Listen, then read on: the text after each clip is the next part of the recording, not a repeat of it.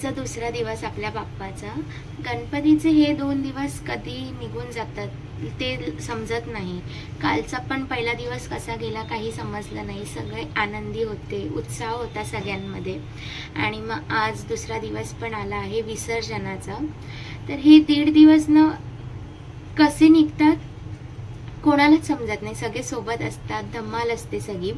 तर काल पण मग आम्ही कालच्या दिवसात पण आम्ही खूप काही धमाल केली आणि डान्स वगैरे केला आणि त्यानंतर मग जेवण वगैरे करून रात्री 3-4 पर्यंत जागरण वगैरे केलं। आणि मग आता सकाळी उठलो। आता गणपतीच्या इथलं थोडंसं क्लीन वगैरे करेन मी, फुलं वगैरे थोडंसं, आणि मग त्यानंतर ॲज युजल फोटो सेशन्स वगैरे करू आणि मग नैवेद्य वगैरे, आरती वगैरे, आणि मग थोडेफार गेस्ट येतील मग त्या लोकांना अटेंड वगैरे करू। तर आजचा दुसरा दिवस, तर आनंद पण आहे त्यासोबत दुःख पण होतंय की आज बाप्पाचं आपल्या विसर्जन होणार। तर ठीक आहे।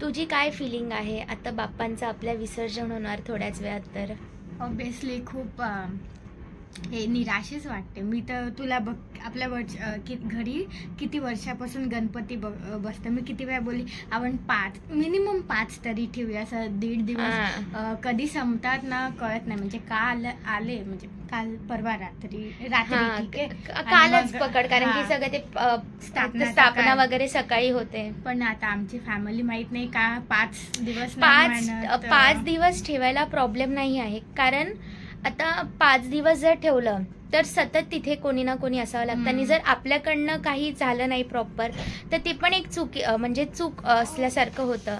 आणि घरात सगळे वर्किंग असल्यामुळे असं प्रॉपर होत पण नाही, टाइम मॅनेज होत नाही. आणि आरती नाही झाली प्रॉपर किंवा आपल्या हातून काही चूक होण्यापेक्षा मग ते 1.5 दिवस ठेवायचं आणि ते जेवढं आपल्याला मनापासून करायचंय ते त्या 1.5 दिवसात करावं असं मला वाटतं. आणि घरात पण सगळ्यांना वाटतं.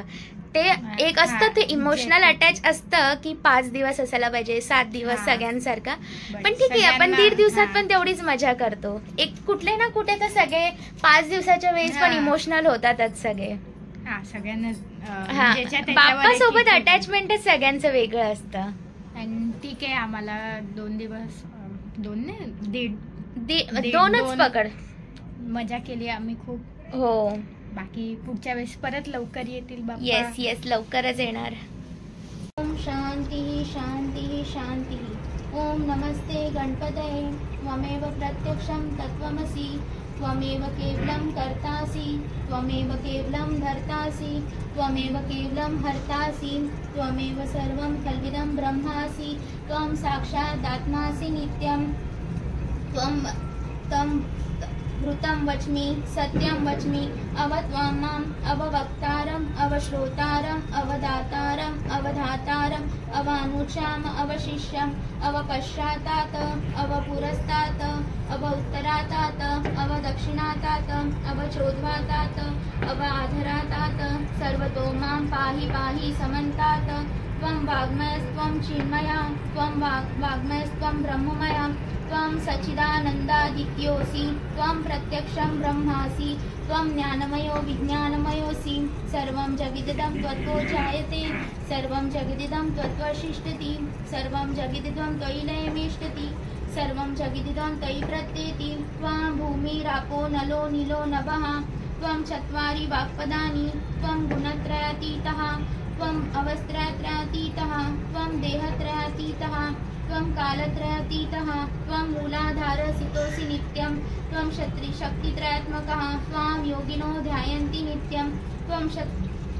त्वं ब्रह्मास्त्वं विष्णुस्त्वं रुद्रस्त्वं इन्द्रस्त्वं अग्निस्त्वं वायुस्त्वं सूर्यस्त्वं चन्द्रमास्त्वं ब्रह्मभूर्वास्वरों. गणादिं पूर्ण उच्चार्यं वर्णादिं तदनन्तरम् अनुस्वारः परतरा. अर्धेन तुलसितं तारेण रुद्धम्. एतत्त्वमनुस्वरूपं. गकारः पूर्वरूपम्. अकारो मध्यमरूपम्. अनुस्वार शान्त्यरूपं. बिन्दु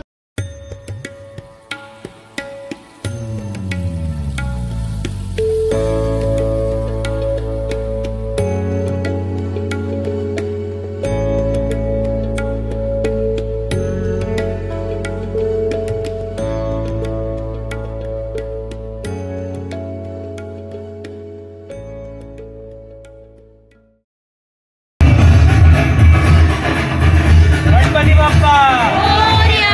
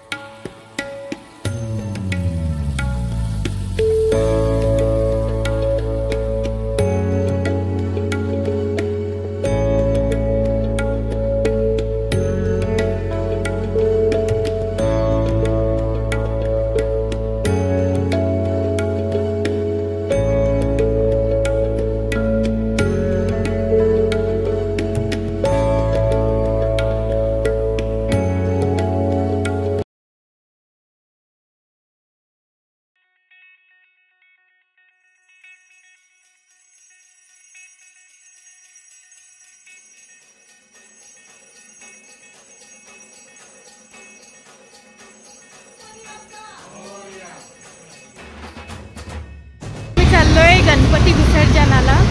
तर कल्याणी स्कूटी ड्राईव्ह करते, तर कॅमेरा माझ्या हातात आहे आणि आता आम्ही पोचूच थोड्या वेळात. तर आम्ही इथे पोचलो आहे, घराच्या जवळच आहे विसर्जनचं ठिकाण. तर मी आणि भक्ती पहिला येऊन गेलो, इकडे बघत होतो गर्दी नाही आणि पार्किंगचं पण बघायचं होतं. आता मागून गाडी वगैरे येतात आमच्या.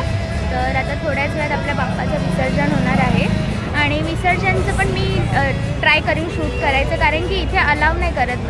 एक 3-4 जणांनाच सोडतात आलं आणि मूर्तीला पकडायला 2 जणं लागतात आणि मग एक सोबत मोठं जायला लागतं. ते सगळं पुढचं ते शिदोरी वगैरे द्यायची असते त्यासाठी. तर मी ट्राय करीन, जर मला करता आलं कवर तर मी नक्की कवर करीन आणि सगळ्यांसोबत शेअर करीन.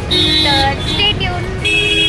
तुझको फिर से जलवा दिखाना ही होगा, अगले बरस आना है आना ही होगा, देखेंगी तेरी राहें प्यासी प्यासी निगाहें, तो मान ले तू मान भी ले कहना मेरा, लौट के तुझको आना है, सुन ले कहता दीवाना है, जब तेरा दर्शन पाएंगे चैन तब हमको पाना है.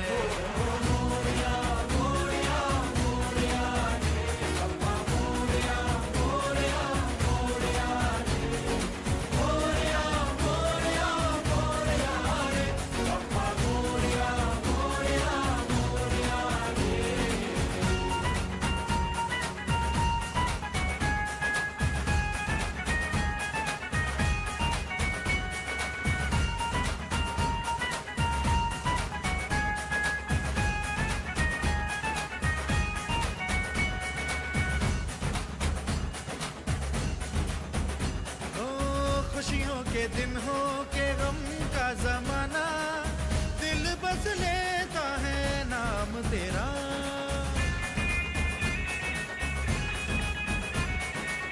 तेरे ही कारण है जीवन सुहाना, तू ही तो मन में तन मन में बसा, हर घड़ी ध्यान रहे तेरा, मैं हूँ तेरा चाहने वाला, जपता हूँ तेरी माला, तो मान ले तू मान भी ले कहना मेरा, लौट के तुझको आना है, सुन ले कहता दीवाना है, जब तेरा दर्शन पाएंगे चैन तब हमको पाना है.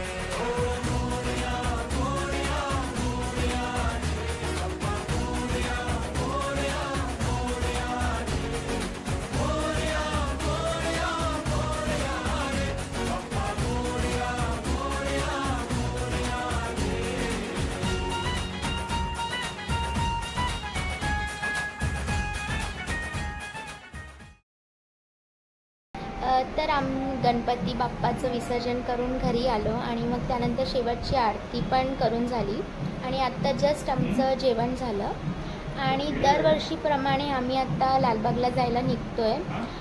आम्ही नेहमीच म्हणजे दरवर्षीच घरातल्या गणपतीचं विसर्जन झाल्या लालबागला जातो रात्री, मग 11-12ला निघतो. तर आता पण 11:30 की 11:45 झाले आहेत आणि आम्ही आता जायला निघतो आहे लालबागसाठी. तर बघू आता तिथे काय सिच्युएशन असणार आहे, किती गर्दी असणार आहे, दर्शनाला किती वेळ लागतो. तर लेट्स सी कसं दर्शन होतं आहे लालबागचं. आय होप चांगलं व्हायला पाहिजे दर्शन. आम्ही पोचलो लालबागमध्ये. आता बघू किती वेळ लागतो दर्शनासाठी, गर्दी किती आहे. अजून मेन गल्लीमध्ये एंटर नाही झालो आहे, तर आता जस्ट पार्किंग केली आहे. तर बघूया आता दर्शनाला किती वेळ लागतो आहे.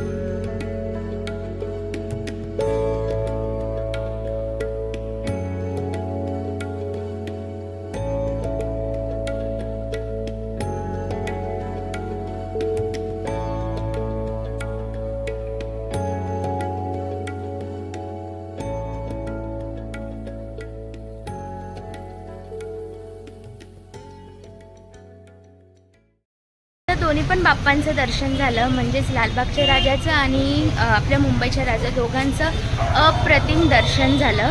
लालबागच्या राजाला आम्हाला 30 to 40 मिनिट्समध्ये लालबागच्या राजाचं दर्शन झालं, कारण आज एवढी गर्दी नव्हती. तर चांगलं आहे की चांगलं आणि खूप सुंदर दर्शन झालं लालबागच्या राजाचं. आणि मग त्यानंतर मग आम्ही गेलो मुंबईच्या राजाचं दर्शनासाठी, पण तिथे चुकून आम्ही एक्झिटच्या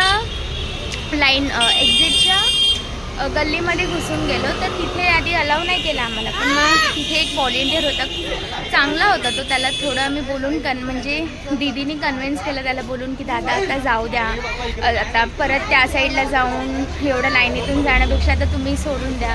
मग तो लकीली तो पण कन्व्हिन्स झाला आणि मग त्याने सोडलं. तर आम्ही डायरेक्ट दरबारातच पोचलो. तर ते पण 5 मिनिटात आमचं मुंबईच्या राजाचं दर्शन झालं.